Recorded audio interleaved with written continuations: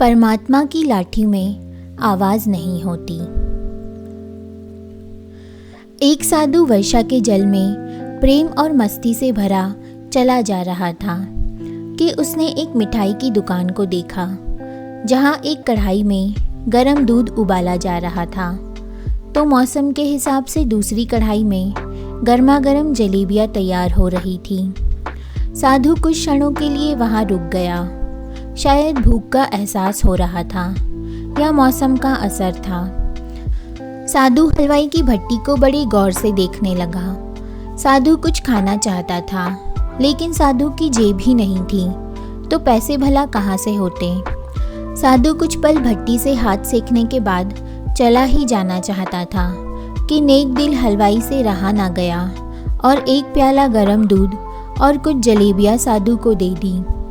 मलंग ने गरम जलेबियां गरम दूध के साथ खाई और फिर हाथों को ऊपर की ओर उठाकर हलवाई के लिए प्रार्थना की, फिर आगे चल दिया। साधु बाबा का पेट भर चुका था। दुनिया के दुखों से बेपरवाह वह फिर एक नए जोश से बारिश के गंदले पानी के छींटे उड़ाता चला जा रहा था।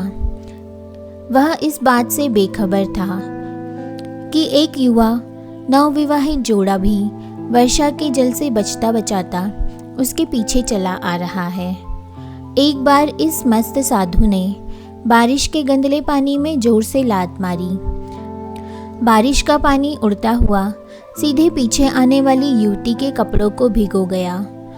उस औरत के कीमती कपड़े कीचड़ से लथपथ हो गए। उसके युवा पति से यह बात बर्दाश्त नहीं हुई, इसलिए वह आस्तीन चढ़ाकर आगे बढ़ा और साधु के कपड़ों को पकड़कर खींचकर कहने लगा, अंधा है, तुझको नजर नहीं आता? तेरी हरकत की वजह से मेरी पत्नी के कपड़े गीले हो गए और कीचड़ से भर गए हैं। साधु हक्का बक्का सा खड़ा था, जबकि इस युवा को साधु का चुप रहना नाखुशगवार गुजर रहा था। महिला ने आगे बढ़कर युवा के हाथों से साधु को छुड़ाना भी चाहा, लेकिन युवा की आंखों से निकलती नफरत की चिंगारी देख वह भी पीछे खिसकने पर मजबूर हो गई। राह चलते राहगीर भी उदासीनता से यह सब दृश्य देख रहे थे, लेकिन युवा के गुस्से को देखकर किसी में इतनी हिम्मत नहीं हुई कि उसे रोक पाते, और आखिर जवानी के नशे में चूर इस युवक ने एक जोरदार थप्पड़ साधु के चेहरे पर जड़ दिया। बूढ़ा मलंग थप्पड़ की ताब ना झेलता हुआ लड़खड़ाता हुआ कीचड़ में जा गिरा। युवक ने जब साधु को नीचे गिरता देखा तो मुस्कुराते हुए वहां से चल दिया। बूढ़े साधु ने आकाश की ओर देखा और उसके होठों से निकला, वाह मेरे भगवान, कभी गर्म दूध जलेबियाँ और कभी गरम थप्पड़, लेकिन तू अगर चाहे मुझे भी वही पसंद है। यह कहता हुआ वह एक बार फिर अपने रास्ते पर चल दिया। दूसरी ओर वह युवा जोड़ा अपनी मस्ती को समर्पित अपनी मंजिल की ओर अग्रसर हो गया। थोड़ी ही दूर चलने के बाद वे एक मकान के सामने पहुंचकर रुका। वे अपने घर पहुंच गए थे। वो युवा अपनी जेब से चाबी निकालकर अपनी पत्नी से हंसी मजाक करते हुए ऊपर घर की सीढ़ियां तय कर रहा था। बारिश के कारण सीढ़ियों पर फिसलन हो गई थी। अचानक युवा का पैर फिसल गया और वह सीढ़ियों से नीचे गिरने लगा।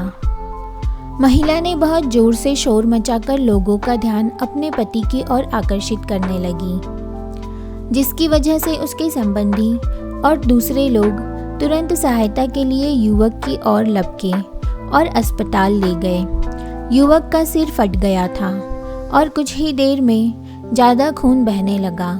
लोगों ने दूर से आते साधु बाबा को देखा तो आपस में कानाफूसी होने लगी कि निश्चित रूप से इस साधु बाबा ने थप्पड़ खाकर युवा को श्राप दिया है, तभी उसे चोट लगी। दूसरे युवकों ने यह बात सुनकर साधु बाबा को घेर लिया। एक युवक कहने लगा कि आप कैसे भगवान के भक्त हैं जो केवल एक थप्पड़ के कारण युवा को श्राप दे बैठे। भगवान के भक्त में रोष व गुस्सा हरगिज नहीं होता। आप तो जरा सी असुविधा पर भी धैर्य न कर सके। साधु बाबा कहने लगा, भगवान की कसम, मैंने इस युवा को श्राप नहीं दिया। अगर आपने श्राप नहीं दिया तो ऐसा नौजवान युवा सीढ़ी से कैसे गिरा कि उसे इतनी गंभीर चोट आई। तब साधु बाबा ने दर्शकों से एक अनोखा सवाल किया, आप में से कोई इस सब घटना का चश्मदीद गवाह मौजूद है? एक युवक ने आगे बढ़कर कहा, हाँ, मैं इस सब घटना का चश्मदीद गवाह हूँ। साधु ने अगला सवाल किया, मेरे कदमों से जो कीचड़ उछला था, क्या उसने युवा के कपड़ों को दागी किया था? युवा बोला, नहीं, लेकिन महिला के कपड़े जरूर खराब हुए थे। मलंग ने पूछा, फिर युवक ने मुझे क्यों मारा? युवक कहने लगा, क्योंकि वह युवा इस महिला का प्रेमी था और यह बर्दाश्त नहीं कर सका कि कोई उसके प्रेमी के कपड़ों को गंदा करे, इसलिए उस युवक ने आपको मारा। युवक की बात सुनकर साधु बाबा ने एक जोरदार ठहाका बुलंद किया और यह कहता हुआ, भगवान की कसम, मैंने श्राप कभी किसी को नहीं दिया, लेकिन कोई है जो मुझसे प्रेम रखता है। अगर उसका यार सहन नहीं कर सका तो मेरे यार प्रभु को कैसे बर्दाश्त होगा कि कोई मुझे मारे। और वो मेरा यार इतना शक्तिशाली है कि दुनिया का बड़े से बड़ा राजा भी उसकी लाठी से डरता है। सच है, उस परमात्मा की लाठी दिखती नहीं और आवाज़ भी नहीं करती, लेकिन पड़ती है तो बहुत दर्द देती है। अपने धन, यौवन और पद का अहंकार दूसरों को चोट पहुंचाने का कारण बनता है, किंतु जब समय का चक्र हमारी तरफ घूमता है तो हमारा कष्टों का दौर शुरू हो जाता है। हमारे कर्म ही हमें उसकी लाठी से बचाते हैं। बस कर्म अच्छे होने चाहिए। किसी को भी चोट पहुंचाना खुद चोट खाने की तैयारी करना है। हमें अपने गलत कर्मों से डरना चाहिए, क्योंकि ईश्वर की लाठी में कभी आवाज़ नहीं होती। कहानी पसंद आई हो तो कहानी को लाइक और शेयर करना बिल्कुल भी ना भूलें। चैनल पर नए हो तो चैनल को सब्सक्राइब जरूर कीजिए। कहानी सुनने के लिए आपका बहुत बहुत धन्यवाद।